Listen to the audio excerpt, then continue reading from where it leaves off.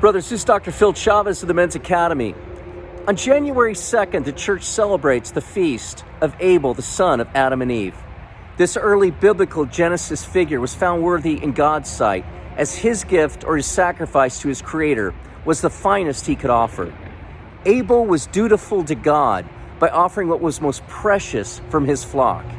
As St. Paul says, by faith Abel offered to God a more acceptable sacrifice than Cain, through which he received approval as righteous.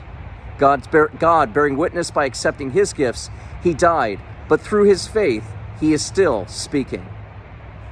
Brothers, Abel's faith is still speaking as his complete offering toward God came at the cost of his life.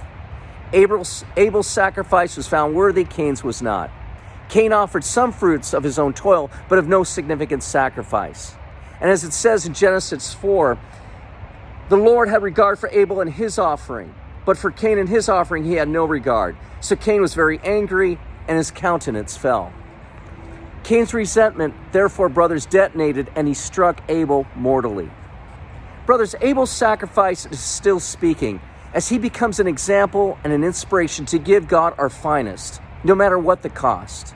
The faith and action of Abel images the sacrifice of Jesus made of himself. Brothers, perhaps this is a good lesson for a new and noble outlook for the new year. Gain true regard from God by making worthy and generous sacrifices to him. Yes, they may come at great expense, but in this way you image Christ. Like Abel, give your finest.